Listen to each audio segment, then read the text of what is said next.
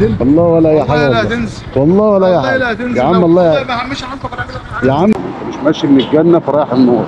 ايه اكتر ابلكيشن بتحب تشتغل عليه؟ السلام عليكم ورحمه الله، اخواتي حبايب قلب، عاملين ايه؟ بتكون دايما بالخير والرزق يا رب. النهارده ان شاء الله هنزل اخدك معايا كده في لفه بهدله شويه. الفيديو كده مش طويل فمش هبهدلك معايا، بس حصل معايا مشكله في اخر الفيديو من حد بعت لي 1000 جنيه وال 1000 جنيه اتبخرت. فعشان ما اطولش عليكم مقدمه، ما تنساش تعمل لي لايك وتعمل لي كومنت عشان تعرف احنا هناخد 5 كومنتات نحطهم في اخر الفيديو نشكرهم على دعمهم بشكل مستمر. لو انت لسه جديد اول مره تشوفني، ما تنساش تعمل اشتراك عشان نسجل 25000 مشترك في وقت صغير. اتمنى ليك مشاهده ممتعه، يلا بينا. احلى صباح على كل اخواتي. النهارده ان شاء الله الخميس نازل الساعه 12. الجو النهارده حلو عشان كده نزلت بنص كوم. هنخش في الموضوع. خدت واحد دلوقتي قدام مني هنا رايح ناحيه رايح ناحيه جاردن سيتي كده او القصر العيني، بس هو قبل القصر العيني يعني. مشوار زي الفل يعني، الحمد لله مشوار كويس. عامل معاه 80 جنيه، هو كله على بعضه حوالي 12 كيلو. فلنتوكل على الله والله المستعان. اول الشارع هو المفروض هو هنا، هو كلمني وقال لي انا هنا اول شارع التونه. يلا يا اخو اقول ايه.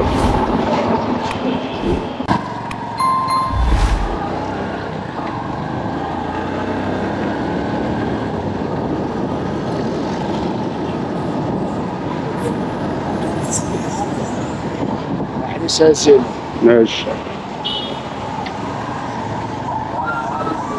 من ناحيه قصر العيني كده صح؟ راح بعد رايح فين؟ هو اللوكيشن بتاعك ده سيدة زينب، بس عشان السيدة زينب كبيره مش صغيره.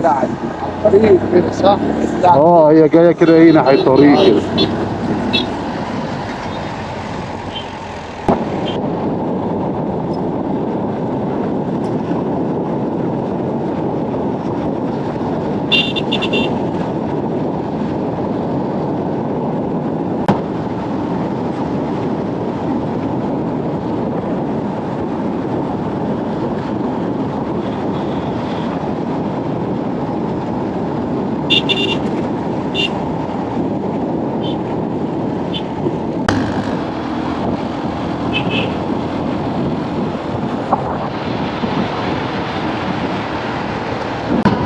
مصر ايه؟ ماشي يا ريس. الحمد لله على السلامه. 80 اهو. ماشي يا ريس. احلى 80 اول استراحه. بص ده قدامي يعني انا هاخده ايه يا عم؟ اديله 40. هو راح مهندسين 6 كيلو. مهندسين في الوقت ده ما بقاش فيها الشغل قد كده، وهنا برضه مفيش شغل قد كده. هو ايه ما فيهاش شغل، ما فيهاش شغل يعني. انت مش ماشي من الجنه فرايح النار. هو واقف في الشارع قدام مني هنا.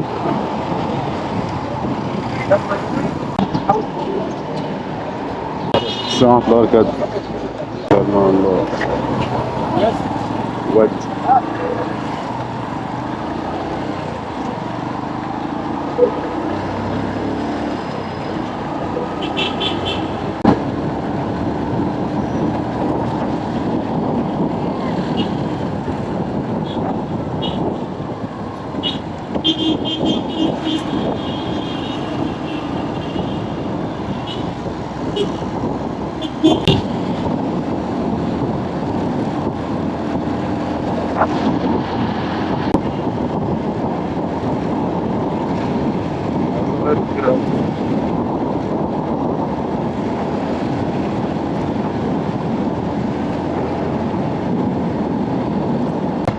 الحمد لله على السلامة.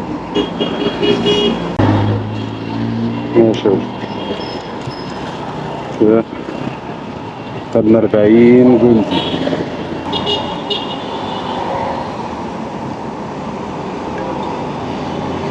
هلا تعالي 3 كيلو 30 جنيه هاخده من جنب هنا اوديه مهندس الزمالك.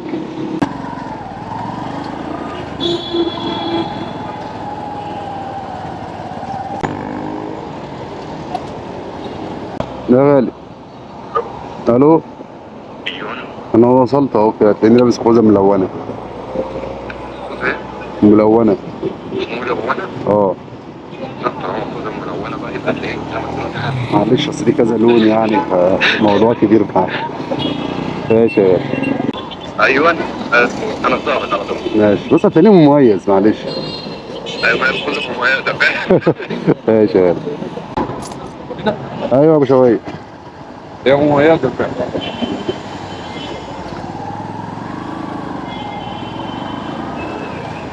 نحن مختلفين ولكن مميزين.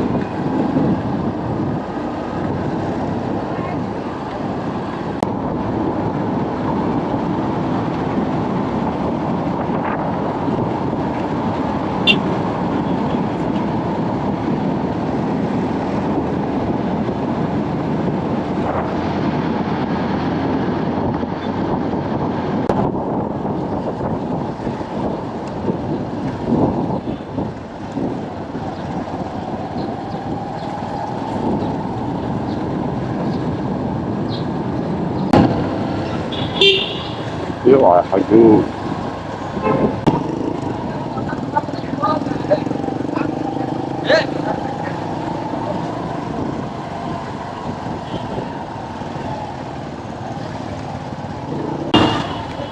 ده جاي. الحمد لله على السلامة. الله يسلمك. السؤال المهم هنا بقى. ايه؟ ايه؟ السؤال المهم. معاك فك اتنين؟ معايا فك اتنين. حسستني اللي هو عايز افكرك كلها خمسات ارباعات اللي انت عايزه يعني. 6 7 كده انت اليوم كله معاك مظبوط. يلا السلام عليكم. حضرتك الساعة محمد فرجت لذيذ. حبيبي يا مدير. تعالى لي. والله قلت مش هيوافق عشان الزمالك ما بتطلعش منها برحلات حلوه قوي يعني فاهمني. ده 7 كيلو ب 50 جنيه زي الفل. عايز اخواتي الشغالين كده يسجلوا لنا في الكومنتات ايه اكتر ابلكيشن بتحب تشتغل عليه وايه مميزاته بالنسبه لك وايه عيوبه. حتى لو انت عميل برضه سجل لنا ايه اكتر ابلكيشن بتحب تستخدمه، وبرضه لو في مميزات او انت ترتاح فيه ممكن تقول لنا ايه هي.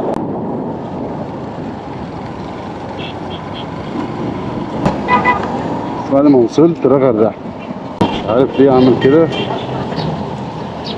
حلو ده. تعالى يا عم ياسر. رايح موقف عبود واخده ب 50 جنيه طبعا، والمبلغ ده الماكسيموم ان انا ممكن اخده من هناك بالكيكات لحد موقف عبود. لان انا عارف لو صبر شويه لو كان عايز 40 جنيه كان جات له 40 جنيه كمان. فهنا اضطريت اخد الكيلو ب5 يعني هو 10 كيلو. هو طبعا اقل من 10 كيلو بس جايب لي على اللوكيشن 10 كيلو يعني.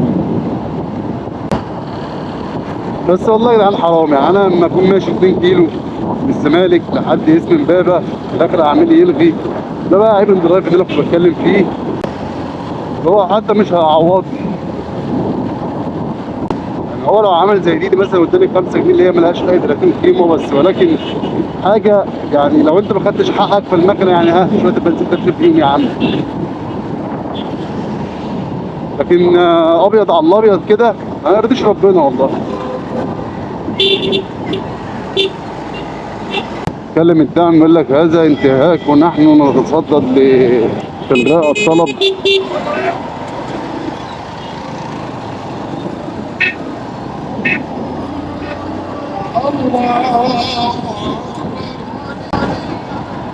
وتاخد ايه التعويض بتاعك بكلمتين وخلاص، ولا هم يعملوا له حاجه ولا انت هتاخد حاجه.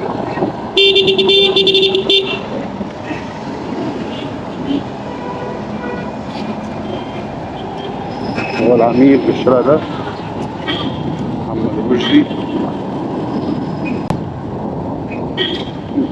مش عارف اجيلك شمال ولا يمين.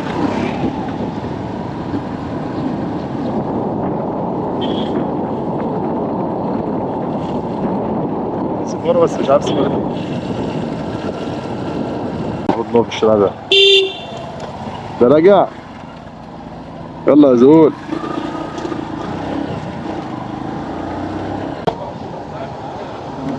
اوكي.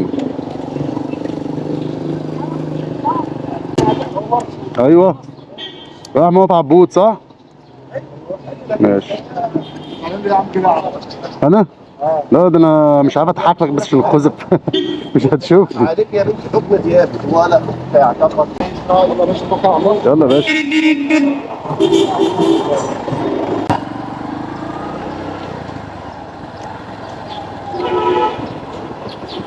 ده انت اللي زعلان ومسافر اهو. يا عم اللي مش زعلان يا عم، ده انت هترجعني كده بتعمل البرنامج وترجعني الساعه. ماشي.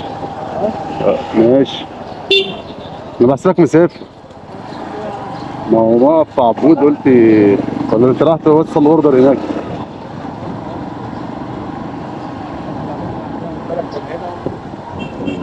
ما انت كنت ممكن مصر بقى بشيل الطين اي حد من البلد ايه.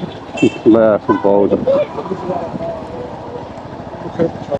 ما انت كنت ممكن تبعت الحاجة خليه هو يبعتها لك في العربية بدل ما تتعب نفسك رايح جاي يعني. منين بقى يا باشا؟ انا من شبرا بخير. ها؟ من شبرا. احسن ناس. الله يبارك لك الله يعزك.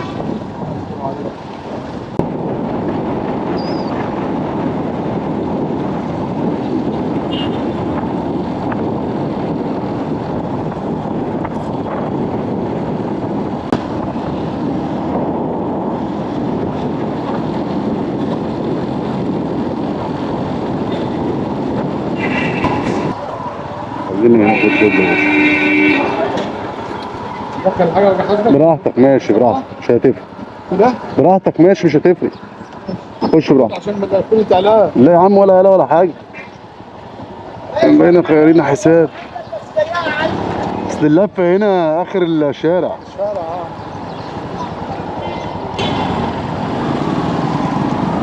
انا بقى لما بسلم اوردر في الموقف بصور نمر العربية واعرف اسم الراجل. العربيه بلدياتنا برضه والسواق معرفها يعني. اه طبعا تمام.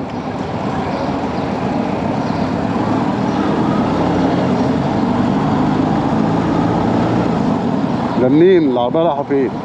طبعا ما تفتكرش صوت. أهو. بلدنا. عارف شوها؟ ها؟ عارف شوها؟ عارف شو ها؟ انا منها. هتهزر. والله ها؟ والله انا اصلي من شوها. انا عارف علم العز. ما انا مش انا ما اعرفش ناس هناك. معرفش بقى. حداد. الحداد عارفه. احنا بقى عيلة حداد. لسه من الحداد عارفه؟ انت بلديات عادل امام. ايوه بلديات عادل امام اللي الناس اصلا ما تعرفوش ان عادل امام من شوها. شوها نفسها هي اللي عارفه لكن اعلاميا لا. عندكم واحد بتاع كحك في كرنس ابو عادل. يا نهار ابيض رهيب رهيب عنده شويه كحك وبسكويت. انا كنت جاي لك اصلا من الشارع ده. كنت جاي لك من الشارع ده.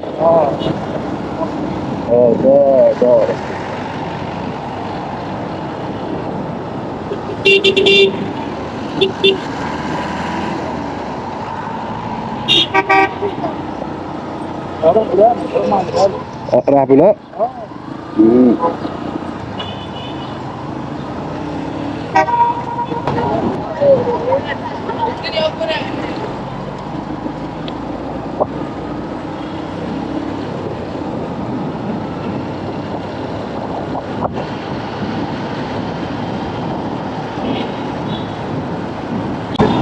يا عم انا عارف الدنيا هناك. ايام ما كانت الجنيه جنيه وايام ما كانت الحاجه حاجه وايام ما كانت على كده. على طول كده. بقول لك ما انا كده مخطوف أنا مش عارف انا في ايه. في داخل بقول لك مخطوف.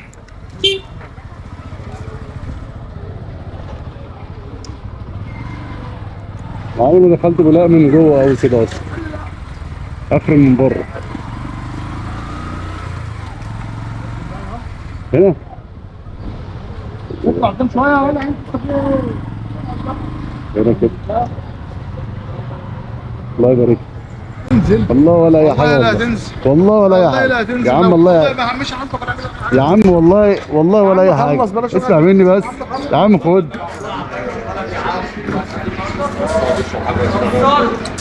ماشي نشرب. ده هو مش عايز يحاسبني نشرب. مظبوط.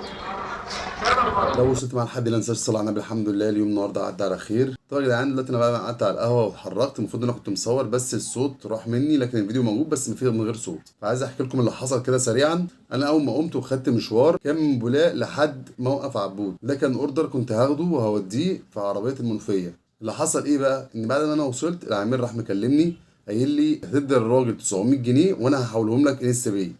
فقلت له يا باشا انت ليه ما قلتليش 900 جنيه مبلغ كبير ومش معايا، معاك انستا باي او فودافون كاش؟ قلت له معايا انستا باي. قال لي طب انا هبعته لك معلش تحول من اي بنك. قلت له يا باشا انا في بولاق مفيش بنوك هناك وانا ما اعرفش حاجه هنا، وانا ما بحبش اخد فلوس من حد، فلو كده ممكن نلغي الاوردر. قال لي معلش والله اصل في المنوفيه والعربيه مستنيه والراجل واقف في الشارع. خدت والله الموضوع انساني، يعني الموضوع بالنسبه لي كان انساني. قلت له خلاص ماشي هروح اي كشك اي سوبر ماركت وابعت لك الرقم بتاعه وانت حول له هو ما تحوليش انا. قال لي طب وليه، طب ما تشوف بس اي تي ام جنبك او شوف مش عارف ايه. فبرجل دماغي قلت له يا عم طب وليه؟ قال لي معلش يعني الاضمن والامن والمش عارف. خدت رحت شفت اي تي ام والراجل فعلا حول لي 1000 جنيه توتال بالتوصيل بتاعي. جيت بسحب الفلوس سمعت انها سحبت ولكن ما سحبتش. كده بقى ايه، وقعت في مشكله كبيره. عرفت منين بقى ان الفلوس بقى ما اتسحبتش؟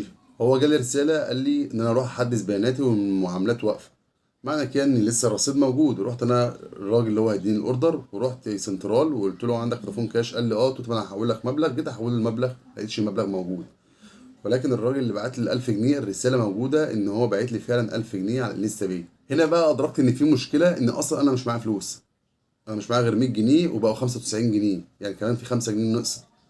كلمت خدمه العملاء قال لي يا فندم لو جالكش الفلوس في خلال 8 ساعات هتقدم شكوى، ومن الشكوى بقى تنتظر لحد ما الفلوس تسترد لك، ده لو هي ما طلعتش من الاي تي ام.